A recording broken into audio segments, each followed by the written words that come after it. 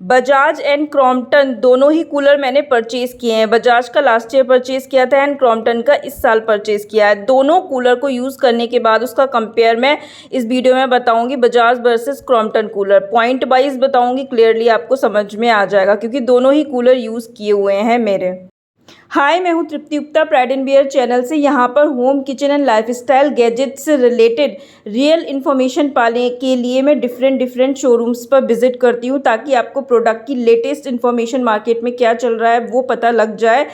And online information जो Amazon के reviews होते हैं वो मैं सिर्फ आप पर चेपना नहीं चाहती हूँ, इसलिए मैं ऐसा करती हूँ। यहाँ पर अनबॉक्सिंग रिव्यूज़ सब कुछ आपको मिलता है इस चैनल पर।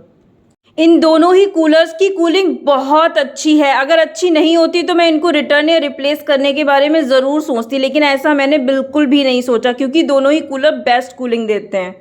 तो फ़ैन स्पीड के माध्यम से मैं आपको बताना चाहती हूँ ये दोनों ही कूलर कितनी अच्छी कूलिंग देते हैं। तो ये दोनों ही कूलर्स में जो फ़ैन स्पीड है वो कभी फुल पे रखते हैं हम और मिड पर भी कर लेते हैं। जब हमको लगता है कि हाँ ठंड लग रही है तो हम मिड पे कर लेते हैं एंड फुल पे तब करते हैं जब लगता है कि पूरी हवा चाहिए। तो मैं ये बताना चाहती हूँ कि मिड पर भी कर लेते हैं। तो सोचिए इन दोनों ही कूलर की कूलिंग कितनी अच्छी होगी।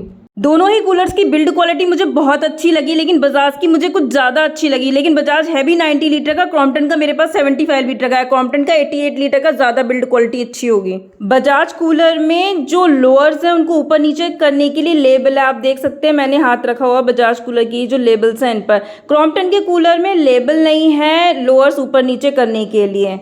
लोअर्स में लेबल तो नहीं है क्रॉम्पटन कूलर में, लेकिन डिपेंड करता है कि आपको बिना लेबल के लोअर्स ऊपर नीचे करने में कितनी दिक्कत होती है या नहीं।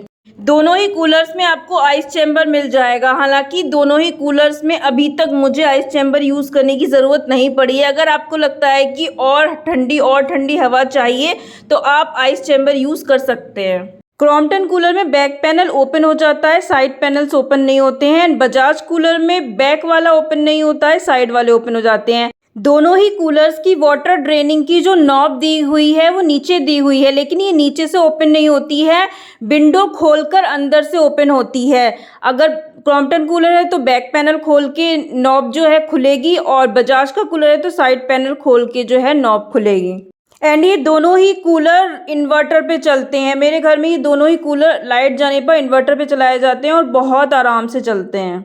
ये दोनों कूलर में बिल्कुल भी ज़्यादा नॉइस नहीं है। जैसे ब्लोअर वगैरह वाले आपने कूलर देखे होंगे बहुत नॉइस करते हैं, लेकिन ये दोनों कूलर बिल्कुल नॉर्मल नॉइस देते हैं, बिल्कुल भी ज़्यादा नॉइस नहीं है इन दोनों में ही।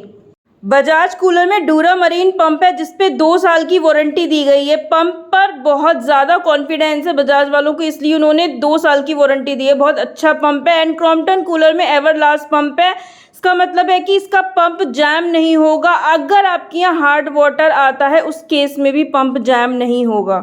बजाज की वारंटी बहुत अच्छी है। एंड क्रॉम्पटन के बारे में बात करें तो इसका मोटर लॉन्ग लास्टिंग है, ड्यूरेबल एंड ओवर हीटिंग से बचाता है। ये दोनों ही कूलर्स का कंपैरिजन मैंने अपने पर्सनल एक्सपीरियंस के बेस पर किया है, क्योंकि ये दोनों ही कूलर मैंने परचेज़ किए हैं एंड यूज़ करने के बाद आपको कंपैरिजन दिखाया है यहाँ पर। मैं बताऊँ, मुझे तो ये दोनों कूलर्स बहुत अच्छे लगे हैं। अगर इन दोनों में से कोई कूलर आपको परचेज़ करना है तो दोनों ही कूलर्स के जो लिंक है, बाइंग लिंक नीचे डिस्क्रिप्शन बॉक्स में दिए हो, आप चाहे तो परचेज़ कर सकते हैं। एंड कमेंट बॉक्स में कुछ पूछना चाहते हैं तो पूछ सकते हैं, क्योंकि ये दोनों ही कूलर मैं पर्सनली यूज़ कर रही हूँ।